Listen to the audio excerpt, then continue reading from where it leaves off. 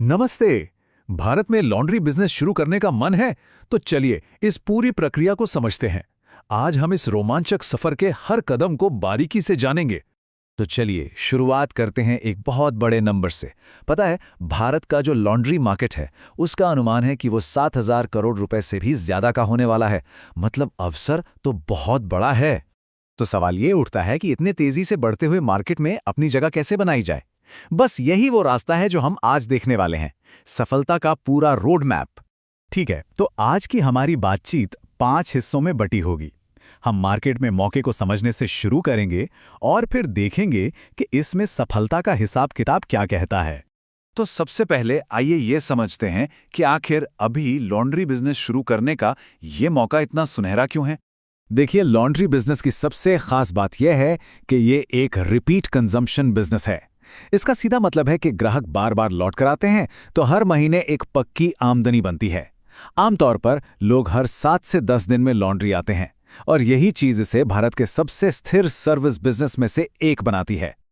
अच्छा, अब आगे बढ़ते हैं ब्लूप्रिंट की तरफ। मतलब सफलता की पूरी प्लानिंग कैसे की जाए और कैसे एक मजबूत नींव रखी जाए जो आगे चलकर फायदा दे। किसी भी सफल बिजनेस के लिए एक मजबूत प्लान का होना, ये तो सबसे जरूरी है और इसमें 4 बहुत ही अहम कदम हैं। पहला, मार्केट रिसर्च करें। दूसरा, अपना बिजनेस मॉडल चुनें। तीसरा, एक मार्केटिंग स्ट्रैटेजी बनाएं और चौथा, अपने सारे फाइनेंशियल प्रोजेक्शंस तैयार रखें। और देखिए, एक अच्छा बिजनेस प्लान सिर्फ रास्ता दिखाने के लिए नहीं होता, ये इन्वेस्टर्स को अपनी तरफ खींचने के लिए भी बेहद जरूरी है। जैसा कि राजन चौधरी ने कहा है, एक अच्छी तरह से बना प्लान लेंडर्स और इन्वेस्टर्स को ये भरोसा दिलाता है कि वो अपना पैसा सही जगह लगा रहे हैं। इससे फंडिंग मिलना भी आसान हो जाता है। तो अब आते हैं सबसे बड़े सवाल पर। आखिर इस बिजनेस को शुरू करने में खर्चा कितना आएगा। देखिए, शुरुआती इन्वेस्टमेंट जो है ना, वो काफी हद तक शहर पर निर्भर करता है। अगर कोई टियर 3 शहर है तो ये 3 लाख से शुरू हो सकता है। वहीं मुंबई या दिल्ली जैसे टियर 1 शहर में यही खर्चा बढ़कर 30 लाख तक भी पहुंच सकता है। अब इस शुरुआती लागत का एक बहुत बड़ा हिस्सा, मतलब करीब 45%, तो सीधे मशीनों और इक्विपमेंट पर ही चला जाता है।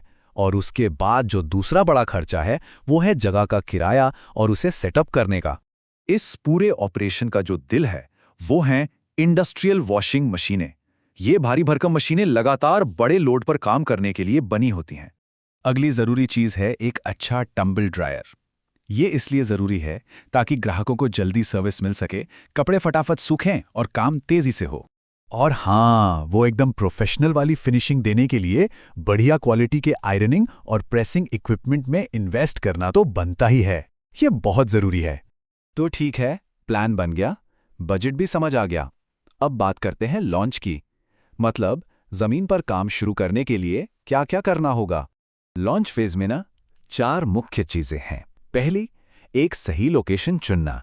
दूसरी, उस जगह को काम के लिए तैयार करना। तीसरी, अपनी टीम बनाना, यानी सही लोगों को काम पर रखना। और चौथी, अपनी सर्विस की सही कीमत तय करना। एक बहुत जरूरी बात, कानूनी तौर पर सब कुछ ठीक रखना है। तो दुकान खोलने से पहले बिजनेस रजिस्ट्रेशन से लेकर ट्रेड लाइसेंस तक ये सारे जरूरी कागजात तैयार होने ही चाहिए। इसमें कोई कोताही नहीं। अच्छा, अब बात करते हैं मार्केटिंग की। अपने बिजनेस के बारे में लोगों को बताने के लिए ऑनलाइन और ऑफलाइन दोनों ही तरीके अपनाने होंगे। गूगल पर अपनी लिस्टिंग बनाने से लेकर आस पड़ोस में पर्चे बांटने तक हर एक तरीका नए ग्राहक लाने में मदद करेगा। और आखिर में चलिए उन नंबरों की बात करते हैं जो सबसे ज्यादा मायने रखते हैं। जी हाँ, हम बात कर रहे हैं मुनाफे की।